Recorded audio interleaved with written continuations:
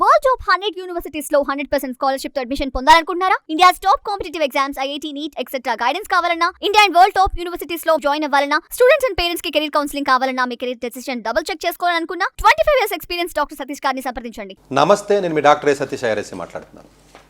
యాక్చువల్గా చాలామంది పిల్లలు మా దగ్గర కౌన్సిలింగ్ వచ్చినటువంటి ఎవరైతే జేఈ కౌన్సిలింగ్లో ఉన్నారో ఆల్మోస్ట్ అంటే ఎక్కువ మందికి అపాయింట్మెంట్స్ ఈసారి ఇవ్వలేకపోయాను. ఆల్మోస్ట్ ఒక 100 మంది వరకు ఏమన్నా చెప్పుండొచ్చు, 150 మంది వరకు నాకు గుర్తులేదు. కానీ ఈ ఇంజనీరింగ్ కౌన్సిలింగ్ వీటికి ఒక 100 మందికి వరకు నేను చేయగలిగాను. కొంతమందికి నేను ఇవ్వలేకపోయాను. యాక్చువల్గా పాపం చాలా కన్ఫ్యూజన్లో ఉన్నారు. అనుకున్న బ్రాంచ్ రాలేదు, ఐఐటీకి వెళ్ళాలా, రకరకాలుగా వాళ్ళు పాపం బాధలు పడుతూ ఉంటారు. వాళ్ళకి సరైన అవగాహన ఉండదు. మిగిలినటువంటి వ్యక్తులు ఎవరైతే ఉంటారో వాళ్ళకి సరిగా అవగాహన ఉండదు. పాపం ఈ టీచర్స్ ఎవరైతే ఉంటారో ఇంటర్మీడియట్ 11th 12th జేఈ చెప్తారో వాళ్ళు నేను వేరే రకంగా అనట్లేదు, దయచేసి వేరే రకంగా అర్థం చేసుకోకండి. వాళ్ళకి కాలేజెస్లో ఉన్న ప్లేస్మెంట్స్, ఆ ఇంటర్జంక్షన్, interdisciplinary majors, minors, changes, జీపీఏలు, ప్లేస్మెంట్లు, హయ్యర్ స్టడీస్, పిహెచ్డీలు ఇంత నాలెడ్జ్ ఉండదండి. వాళ్ళని పాపం వీళ్ళ తల్లిదండ్రులు సలహాలు అడుగుతారు. పాపం వాళ్ళకి వేరే ఆప్షన్ ఉండదండి. వాళ్ళని నేను తప్పట్లేదు. కానీ అలా రాంగ్ గైడెన్స్ తీసుకుని ఈ కాలేజీల్లోనే, లేకపోతే కొంతమంది చీప్ రోడ్ పక్కన ఉన్న కౌన్సిలర్స్ కానీ, లేకపోతే ఈ బీఏబీకామ్ ఎంసెట్లో కాలేజీలో చదువుకున్న వాళ్ళు కౌన్సిలర్స్ కానీ, లేకపోతే బ్రోకర్లు కానీ, డబ్బులు తీసుకుని కాలేజీని ప్రమోట్ చేసి బ్రోకర్లు కానీ, ఇలాగా తెలియక పాపం చాలామంది మోసపోయి సరైన అవగాహన లేకపోవడం వల్ల మంచి మంచి ర్యాంకులు వచ్చిన వాళ్ళు కూడా ఇబ్బంది పడి చాలా మంచి చోట జాయిన్ అవ్వలేకపోయారు. ఫస్ట్ ఇయర్ అయిపోయిన తర్వాత ఇబ్బంది పడి మా దగ్గరికి వస్తున్నటువంటి ఎంతోమంది విద్యార్థులను చూసాం. మీకు ఐఐటి ధన్బాద్ కానీ, ఈవెన్ ఐఐటి హైదరాబాద్ కానీ, ఈవెన్ ఎన్ఐటీస్ సంబంధించి కానివ్వండి, IIITs కానీ చాలామందిని చూస్తున్నాం. బట్ అందరికీ నేను చెప్పలేను కదండి ఒకే మనిషిని. బట్ కొంత ఇన్ఫర్మేషన్ వీడియో రూపంలో ఇచ్చినట్లయితే కొంత మీకు మీరే, మన దగ్గరికి అందరూ రాలేరు కాబట్టి నేను అందరికీ ఇవ్వలేను కాబట్టి అపాయింట్మెంట్స్, ఆ దృష్టితో ఎవరికైతే మీరు అనుకున్న బ్రాంచ్ రాలేదో, ప్రాబబ్లీ అంటే మీరు అనుకున్న కాలేజీ వచ్చి ఉండొచ్చు, అనుకున్న బ్రాంచ్ ఎవరికైతే రాలేదో పర్టికులర్గా ఐఐటీస్లో ఏమైనా కొంచెం మంచి కాలేజెస్లో వాళ్ళు ఏ విధంగా ఆలోచించాలి అన్నది మాట్లాడదాం. ఇంకా జరిగిపోయింది కదా, ఆల్రెడీ కౌన్సిలింగ్లు అయిపోయినాయి, చాలా అయిపోయినాయి. ఇంకొక వీడియో సపరేట్గా మాట్లాడతానంటే అనుకున్న కాలేజీ రాకపోతే ఏంటి, ఏ టైర్ 3 టైర్ 2 వచ్చింది, లేకపోతే మంచి కాలేజీ రాలేదన్నది సపరేట్ వీడియో. టైర్ 3 కాలేజీల్లో కొన్ని బ్రాంచ్లు జాయిన్ అవ్వకూడదు. ఇవి మొత్తం 3 వీడియోలు అండి. ఇవి కన్ఫ్యూజ్ అవ్వకండి అమ్మా. ఇప్పుడు చెప్పేది మీరు అనుకున్న బ్రాంచ్ రాకపోతే ఏంటి, అంతవరకు రిస్ట్రిక్ట్ అవుతాను. ఎనదర్ వీడియో ఏంటంటే మీరు అనుకున్నటువంటి కాలేజీ రాలేదా. మూడోది టైర్ 3 కాలేజీల్లో ఎలాంటి బ్రాంచ్లు అసలు జాయిన్ అవ్వకూడదు. సో యాక్చువల్గా మీరు అనుకున్న బ్రాంచ్ రాకపోతే ఫస్ట్ ప్యానిక్ అవ్వకూడదు. పాపం మీకు ఇంట్రెస్ట్ కంప్యూటర్ సైన్స్, ఎలక్ట్రికల్లో లేకపోతే ఏదైనా ఉండొచ్చు, కానీ రాలేదు. సరే, వాట్ ఎవర్ ద రీజన్స్, మీకు ఐఐటీకి వెళ్ళాలనుకున్నారు, కౌన్సిలింగ్లో పెట్టుకున్నారు, వెళ్ళారు, తప్పో రైటో జరిగిపోయింది, మీరు ఆల్రెడీ ఆప్షన్ పెట్టేసుకున్నారు పక్కన. మీరు ప్రీ ఆక్యుపైడ్ మైండ్తో ఎట్టి పరిస్థితుల్లోనూ మీరు కాలేజీకి దయచేసి ఇది మంచిది కాదు, మంచి బ్రాంచ్ కాదు, మంచి జీతాలు రావు, మంచి ఉద్యోగాలు రావు అని ప్రీ ఆక్యుపైడ్ మైండ్తో ఎట్టి పరిస్థితుల్లోనూ దయచేసి మీరు వెళ్ళకూడదు. Point number 1.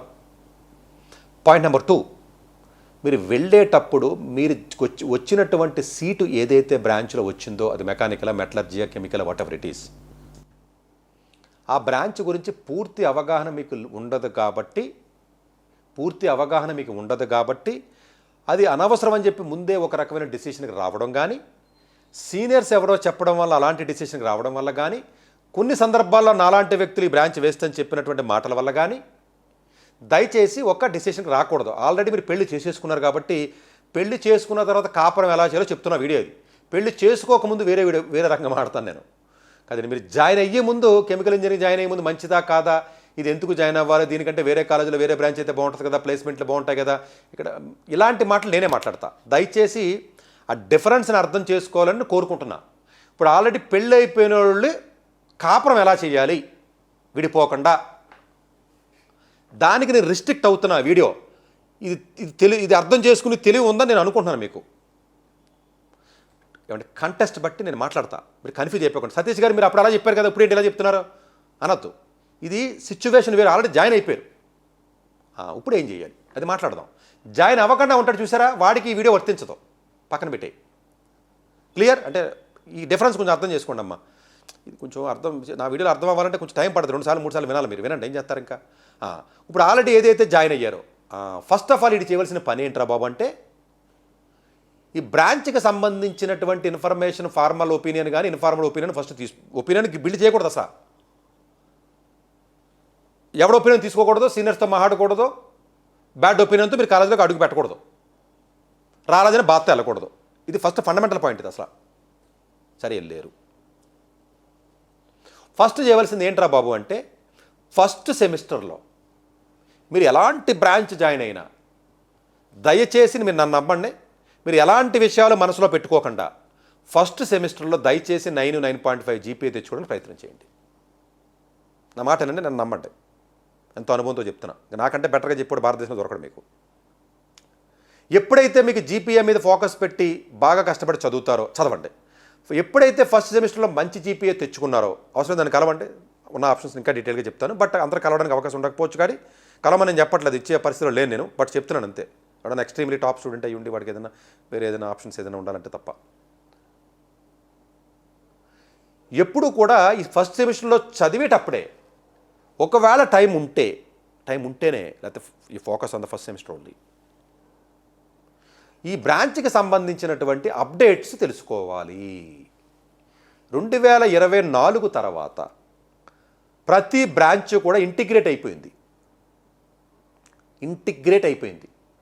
Chemical engineering ఏఐతో integrate అయింది, మెకానికల్ ఇంజనీరింగ్ ఎంఎల్తో ఇంటిగ్రేట్ అయింది, మెకానికల్ ఇంజనీరింగ్ రోబోటిక్స్తో ఇంటిగ్రేట్ అయింది, ఎలక్ట్రానిక్స్ సెమీకండక్టర్ ఇండస్ట్రీతో ఇంటిగ్రేట్ అయ్యింది, లేకపోతే హార్డ్వేర్ ఇండస్ట్రీతో మొత్తానికి ఇంటిగ్రేట్ అయ్యింది. సేఫ్టీకి హార్డ్వేర్ సేఫ్టీ వచ్చింది, ఇప్పుడు క్వాంటమ్ వచ్చింది, లేకపోతే ఎనర్జీ సెక్టర్ బాగా ఇంటిగ్రేట్ అయ్యింది. ఎలక్ట్రికల్ ఇంజనీరింగ్లో బాగా సబ్ ఫీల్డ్స్ వచ్చినాయి. మెటలర్జీలో బాగా మెటీరియల్ సైన్స్కి మెడికల్కి బాగా ఇంటిగ్రేట్ అయింది. కెమిస్ట్రీకి వచ్చేటప్పటికి మెడికల్ ఇంటిగ్రేట్ అయింది, మెడికల్ ఇంటిగ్రేట్ అయింది. బయోఇన్ఫర్మాటిక్స్కి కంప్యూటర్ సైన్స్ ఇంటిగ్రేట్ అయింది.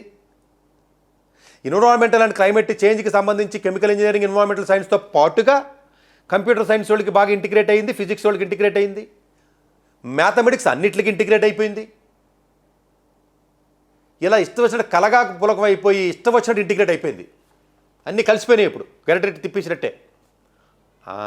ఇక్కడ ఆగాలి. ఈ గరిటె పెట్టి తిప్పేయడం అన్నది ఏదైతే ఉంటుందో అది తెలుసుకోవాలంటే, ఇది తెలుసుకోవాలి అంటే మీరు ఎలాంటి ప్రీ ఆక్యుపైడ్ మైండ్తో లేకుండా దయచేసి అసలు ఎలాంటి ప్రాజెక్ట్స్ భారతదేశంలో వస్తున్నాయి, మీ బ్రాంచ్కి సంబంధించిన డెవలప్మెంట్స్ ఏంటి అని తెలుసుకోవడానికి ప్రయత్నం చేయాలి. ఇది ఎలా తెలుసుకోవాలి సార్ అంటారు మీరు. సీనియర్ అడిగితే ఎలాగ చెప్పడు, వాడికి ఎలాగ బ్రెయిన్ ఉండదు, వాడు ఓన్లీ ఏదో సాఫ్ట్వేర్ నేర్చుకుని పోదా ఉంటాడు. మామూలు సీఎస్ చదివినట్టుగా సాఫ్ట్వేర్ జాబులు లేక సత్తనారో వచ్చినా ఊడిపోతున్నాయి. మీరు ఏదో మెటలర్జీకో సివిల్ కెమికల్ ఇంజనీరింగో మెకానికల్కి వెళ్ళి సాఫ్ట్వేర్ నేర్చుకుని ఉద్యోగానికి వెళ్తాను ఏంటి 2030లో మీరు ఉండరు. మీరు కంప్లీట్ అవుట్డేటెడ్ సాఫ్ట్వేర్ ఇంజనీర్లకి. మీరు కోర్లోనే పడి ఏడ్చి ఏదైనా చేయాలని చూడాలి. అది చెప్తున్నా. ఇక్కడ నేషనల్ మిషన్స్ ఉన్నాయి. అసలు గవర్నమెంట్ ఎలాంటి డిసిషన్స్ తీసుకుంటుంది? National quantum mission, national AI mission, national health mission, ఇలా మిషన్స్ ఉన్నాయి. ఆ మిషన్స్ వెబ్సైట్స్లోకి వెళ్ళి మొత్తం చదవండి. మిషన్ డాక్యుమెంట్ అంటారు దాన్ని, చదవండి. ఎక్కడెక్కడ ఎలాంటి ఇన్స్టిట్యూషన్స్, ఎక్కడెక్కడ రీసెర్చ్ జరుగుతుంది, ఎక్కడెక్కడ ఇంటిగ్రేట్ అవుతుంది, ఎర్త్ సైన్స్, జియోఫిజిక్స్ ఎలా ఇంటిగ్రేట్ అవుతుంది, రేర్ మెటీరియల్స్ ఎట్లా ఇంటిగ్రేట్ అవుతుంది, పొల్యూషన్ ఎట్లాగ ఇంటిగ్రేట్ అవుతుంది, ఇలా ఇంటిగ్రేట్ అయిపోతున్నాయి అన్నీ. ఆ ఇంటిగ్రేట్ అయ్యే విధానాన్ని నేషనల్ మిషన్స్ ఎందుకు చదవాలి రా బాబు అంటే ఎక్కడ ఇండస్ట్రీస్ వస్తున్నాయి, ఎక్కడ బడ్జెట్ ఉంది, ఎవడో డబ్బులు పంపు చేస్తున్నాడో చెయ్యాలి. ఇది పాయింట్ నెంబర్ 1. పాయింట్ నెంబర్ 2, కొత్తగా వచ్చిన స్టార్టప్స్, ఎలాంటి స్టార్టప్స్ వస్తున్నాయి, ఎలాంటి ప్రొడక్ట్స్ ఇన్నోవేట్ చేస్తున్నారు, ఎలాంటి ప్రొడక్ట్స్ వాళ్ళు తయారు చేస్తున్నారు, ఆ ప్రొడక్ట్ తయారు చేసి ఇండస్ట్రీలో ఎలాంటి పీపుల్ని తీసుకుంటున్నారు, ఎలా ఇంటిగ్రేట్ అవుతుంది. These are called engineering solutions. ఏ స్టార్టప్స్ వేరు, ఇంజనీరింగ్ సొల్యూషన్స్ వేరు. ఆ ఇంజనీరింగ్ సొల్యూషన్స్లో అన్నీ వచ్చేస్తాయి. అలాంటి స్టార్టప్స్ చాలా ఉన్నాయి భారతదేశంలో. ఇది ఎవడో చెప్పి చావట్లేదు ఐఐటీల్లో. ఇది ఐఐటీస్ వాళ్ళకి వీడియో అమ్మిది. కింద ఉన్న వాళ్ళకి, చిన్న బ్రాంచ్లు చదివిన వాళ్ళకి ఈ ఆప్షన్స్ ఉంటాయిలే, ఉండవని నేను కాదు. కానీ బట్ పర్టికులర్గా కొంచెం మంచి టైర్ 1 కాలేజ్ ఐఐటీ చదివిన స్టూడెంట్స్ని దృష్టిలో పెట్టుకుని వీడియో చేస్తున్నాను. మిగతా వాళ్ళకి కూడా వీడియో చేస్తాను. ఇప్పుడు కంగారు పడకండి, మమ్మల్ని వదిలేసారండి నా మీద పోతారు. కానీ మరని ఎప్పుడైతే మీకు స్టార్టప్స్లో ఉన్న కల్చర్, ఎలాంటి ఇండస్ట్రీస్, కొత్త కొత్త ప్రొడక్ట్స్, ఎలాంటి యూనికార్న్స్, ఎలాంటి స్టార్టప్స్ వస్తున్నాయి, గవర్నమెంట్ ఎలాంటి వాటి మీద ఫండ్ పెడుతుంది అయిపోయింది. నెక్స్ట్ ఫారెన్ ఎఫ్డిఏస్ ఉంటారు. ఈ ఎఫ్డిఏస్ ఎక్కడ ఇన్వెస్ట్మెంట్ పెడుతున్నారో, అలాగే ప్రపంచం మొత్తం డెవలప్మెంట్ ఎనర్జీ సెక్టర్ ఏ విధంగా ఉందో, ఎనర్జీ సెక్టర్ సంబంధించినటువంటి ఇన్స్టిట్యూట్స్ భారతదేశంలో ఎక్కడ ఉన్నాయి, ఆ ఇన్స్టిట్యూట్స్లో ఎలాంటి ఇంటర్న్షిప్స్ ఉంటాయి, ఎలాంటి మనకి వెళ్ళే అవకాశం ఉంటుంది, ఎలా కోర్సుని ఇంటిగ్రేట్ చేయాలి, ఇది పూర్తి అవగాహన రావాలి. నెక్స్ట్, మీరు చదువుతున్న ఐఐటీలో, మీరు చదువుతున్న డిపార్ట్మెంట్లో ఉన్న ప్రొఫెసర్స్ యొక్క రీసెర్చ్ ఏరియాస్ చూస్తే సరిపోదు. అర్థం చేసుకోండి ఐఐటీ స్టూడెంట్స్ని. మిగతా ట్రిపుల్ ఐటీస్ కానీ కొంచెం మంచి ఎన్ఐటీలో సరిగా రీసెర్చ్ ఎలాగ ఉండి సావదు, పక్కనట్టండి. ఇది 8 ఎన్ఐటీలో తప్ప. పక్క డిపార్ట్మెంట్లో రీసెర్చ్ చూడాలండి. ఇది ఇంపార్టెంట్ పాయింట్ అండి, హైలైట్ పాయింట్ అండి. ఇది చూడటం రావాలి మీకు. మెకానికల్ చూస్తే చాలదు. పక్కన ఉన్న ఎలక్ట్రికల్ లోడు, ఫిజిక్స్ ఓడు, మ్యాథ్స్ ఓడు, సిఎస్ ఓడు, ఎలక్ట్రికల్ లోడు, ఎలక్ట్రానిక్స్ ఓడు ఏం చేస్తున్నాడో ఆ చేసి ఏరియాస్కి మీ మెకానికల్గా కానీ మీ మెటలర్జీ కానీ మీ కెమికల్కి కనెక్షన్ ఉందా అంటే 100% ఇప్పుడు ఉంటుంది 2026లో. ఇది చూసి కళ్ళు కావాలి మీకు. ఇది అందరికీ రాదు. ఇది చూసి అప్పుడు వాళ్ళు చేసిన వర్క్ని మీరు అండర్స్టాండ్ చేసుకోవడానికి ట్రై చేసి ఈ ఫస్ట్ ఇయర్ జీపీఏ బాగా తెచ్చుకుని ఆడి దగ్గరికి వెళ్ళి చేతులు కట్టుకుని ఉంచోవాలి. జీపీఏ రాకపోతే ఏం చేయాలా? పనికిరావు నువ్వు పక్కన ఉండి. జీపీఏ వచ్చినోడికి ఇది ఫస్ట్ సెమిస్టర్ జీపీఏ ఫోకస్ చేసిన తర్వాత ఏంటి అని మాట్లాడుతుంది. ఎందుకంటే ఈ ఎంఎస్ పిహెచ్డీ సీట్లు, ఇంటిగ్రేటెడ్ పిహెచ్డీ సీట్లు ఎక్స్ట్రీమ్లీ కాంపిటేటివ్. మీ ఊహ కూడా అందదు. నేను మాట్లాడేది ఐఐటి ముంబై వాడిని అడ్రస్ చేసి చెప్తున్నా ఇక్కడ. అసలు వదిలే మిగతా ఐఐటి మద్రాసు వాడు అడ్రస్ చేస్తాను. ఇంకా ఐఐటి తిరుపతి, హైదరాబాద్ పక్కన పడేసే. ఇంకా ఐఐటి టాప్ 2-3 ఐఐటీస్ని అడ్రస్ చేసి మాట్లాడుతున్నాను అనుకో, కుక్కలు కూడా పట్టించుకో. జీపీఏ తక్కువ ఉంటే మీకు సీట్లు రావు. నేను ఆన్ ద స్క్రీన్ చెప్తున్నా. ఎవడ మాట్లాడతాడో మాట్లాడండి. ఎందుకంటే 7లో 7.5తో పిహెచ్డీకి వెళ్ళటం ఉండదు. 9.5కి దిక్కులేదు డైరెక్ట్ పిహెచ్డీ ఐఐటి ముంబై వాడికి. ఈసారి final year student IIT Mumbai 2027 pass out department topper PhD రాలా. ఎంఎస్ వస్తే వదిలేసుకున్నాడు సీటు స్టాన్ఫర్డ్లో. పోయి ఆల్టో యూనివర్సిటీ ఉంటుంది అక్కడ ఫిన్లాండ్లో, అక్కడ పోయి ప్రీడాక్ చేసుకుంటున్నాడు. ఐఐటి మద్రాసులో ఎవరికి రాలా మంచి డైరెక్ట్ పిహెచ్డీ సీట్స్ బిగ్ 4లో. ఈ టాప్ 10లో కూడా వచ్చే పరిస్థితి లేదు. సరే, అది తర్వాత ఎప్పుడైనా చెప్తాను, పక్కన పెట్టండి. ఈ ఇంటిగ్రేట్ అయినటువంటిది ఏదైతే ఉన్నదో వర్క్ చేయాలి. జీపీఏ మంచి జీపీఏ తెచ్చుకోండి. సరే 8.5 9 9.5 అంటే మీ కేపబిలిటీ 9.8 అనేది పక్కన పెట్టండి. మీరు ఎప్పుడైతే మీరు చదివే బ్రాంచ్ మీద మీరు అసహ్యం పెంచుకున్నారో మీరు ఐటీఐ జాబ్స్కి పనికొస్తారని మీ ఎజంప్షను. 2030లో పనికిరారు. ఇంతకు ముందు పనికొచ్చారు, మీరు పనికిరారు. ఇది జ్ఞానం మీకు ఇవ్వాలి భగవంతుడు. ఎందుకంటే మామూలు సిఎస్లో ఉన్న వాళ్ళకే ఆ సిఎస్ జాబ్లే పోతున్నాయి. పెరిఫెరీలో ఉంటున్నారు. క్లాడ్ ఇచ్చి పని చేయండి అని చెప్తున్నారండి ఎస్డీ రోల్స్కి.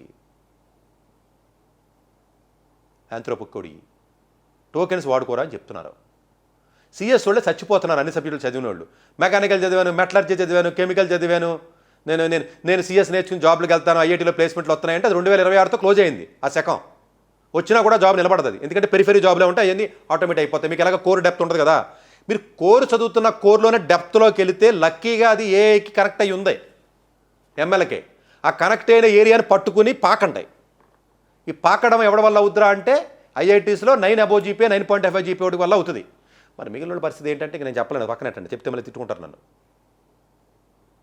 నెమ్మదిగా మీరు జీపీఏ తెచ్చుకోవడం, ఇండస్ట్రీస్ మీద అవగాహన తెచ్చుకోవడం, ఇంటర్ కనెక్టెడ్ ఏరియాస్ మీద అవగాహన తెచ్చుకోవడం, దానికి సంబంధించిన మనుషులను పట్టుకోవడం, మీ కాలేజీలో మనుషులు దొరకకపోతే పక్క కాలేజీల్లో మనుషులు ఎవరు చేస్తున్నాడో చూడడం, వాటితో ఏదైనా కలిసి మనం ఏదైనా చేయాలని చూడడం, ఆన్లైన్ రిసోర్సెస్ని ఎత్తుక్కోవడం, ఆన్లైన్లో వర్క్ చేసుకోవడం, ఎడిషనల్గా ఏదైనా వర్క్ చేయాలా, కోర్స్ వర్క్ చేయాలా తెలుసుకోవడం.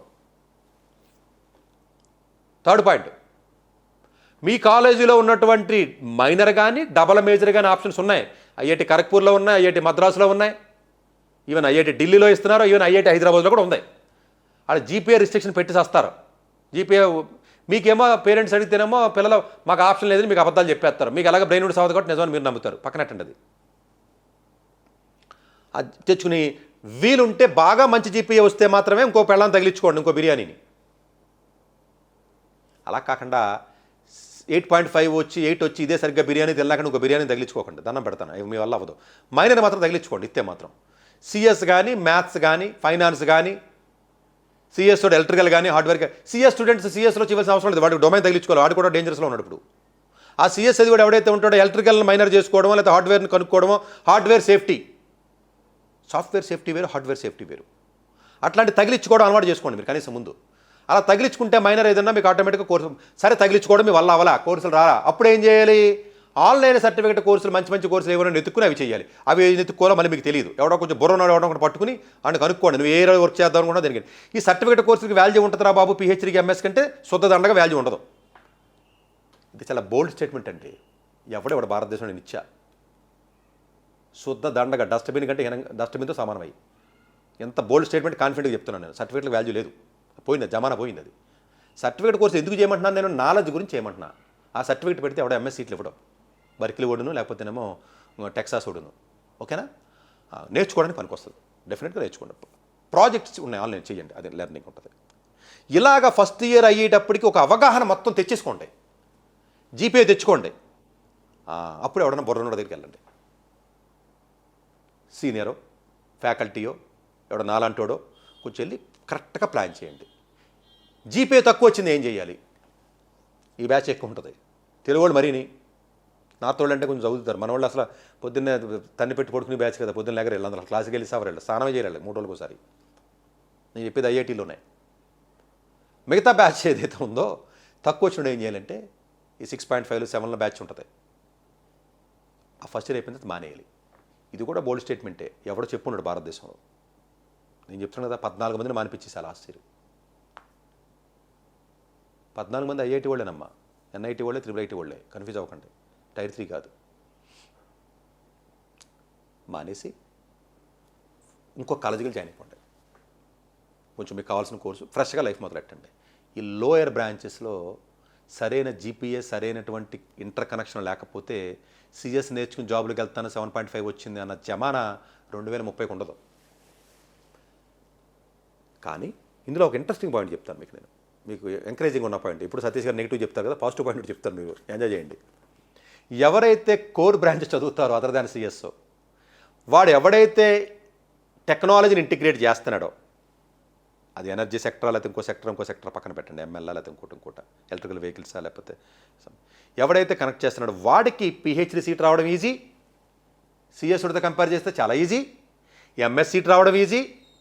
సీట్ వచ్చిన తర్వాత అక్కడికి వెళ్ళిన చదివిన తర్వాత సిఎస్తో కంటే సమానంగాను వాడికంటే ఎక్కువ జీతం వస్తుంది. ఇది చాలామందికి అర్థం కాదు, నమ్మశక్యంగా ఉండదు మీకు ఇది.